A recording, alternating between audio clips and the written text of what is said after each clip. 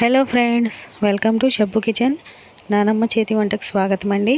ఈరోజు నేను మీకు సమ్మర్లో చల్లగా కూల్గా ఉండే ఒక డ్రింక్ని చూపించబోతున్నానండి.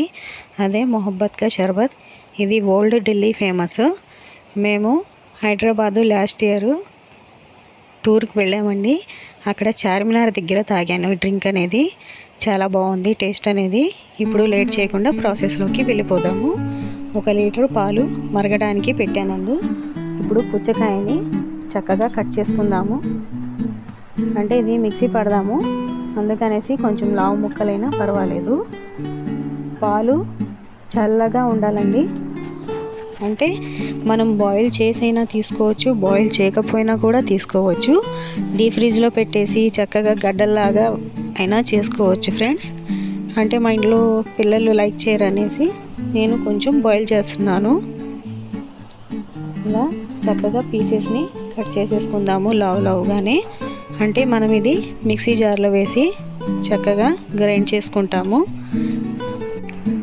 ఈ గింజలన్నీ స్ట్రైనర్లో స్ట్రెయిన్ చేస్తాం కాబట్టి దీనికోసం గింజలు సపరేట్గా తీయాల్సిన అవసరం అయితే లేదు. ఇంకా ఒక పీసు వేస్తున్నాను ఫ్రెండ్స్.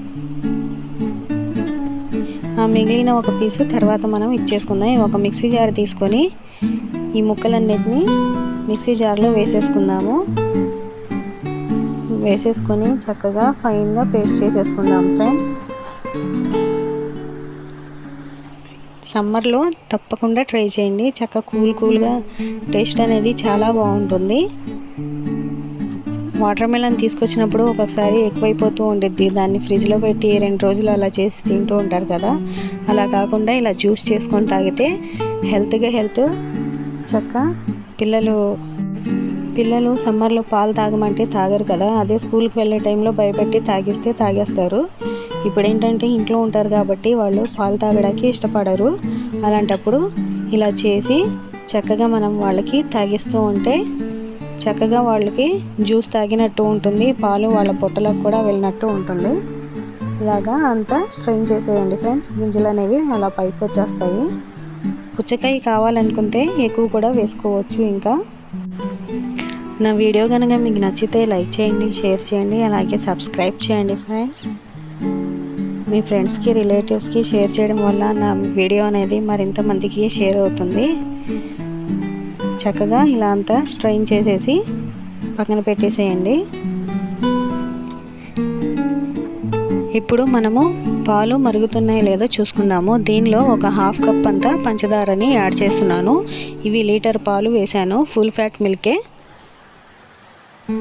ఇలా వేసేసి కొంచెం మరగనిచ్చేసుకోండి.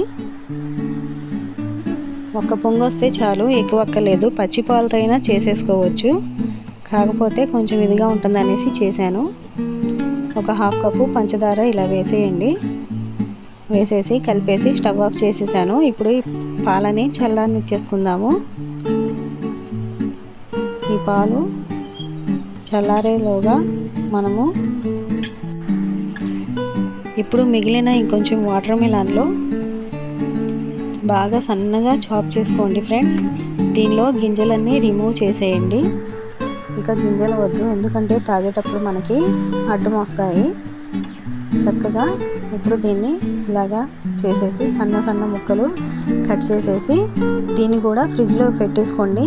ఎందుకంటే ఈ డ్రింక్ ఎంత చల్లగా తాగితే అంత టేస్ట్ అనేది అంత బాగుంటుంది. చక్కగా ఇలాగా సన్నగా చేసేయండి. వైట్ ఉన్న గింజ అయితే పర్వాలేదు, బ్లాక్ ఉన్న సీడ్స్ అయితే తీసేసేయండి. ఇప్పుడు మనము 1 టేబుల్ స్పూన్ సబ్జా గింజలు చక్కగా స్ట్రైనర్లో వేసేసి వాష్ చేసేసి కొంచెం వాటర్ వేసి నానబెట్టేసుకుందాము. ఈ పాలు చల్లారే లోపల ఈ ప్రాసెస్ అంతా చేసేసుకుందాము. చక్కగా ఇలా చేసి ఫ్రిడ్జ్లో పెట్టేసుకుంటే ఒక 3 రోజుల వరకు నిల్వ ఉంటుంది ఫ్రెండ్స్.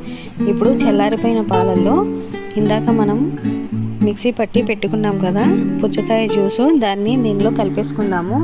ఇప్పుడు మన దగ్గర రూ అఫ్జా ఉంటే కనుక ఒక 1/2 కప్ అంతా వేసుకోండి. మెజర్మెంట్ కరెక్ట్గా చెప్పాలి అంటే నేను ఈ స్పూన్తో వేసేస్తున్నాను.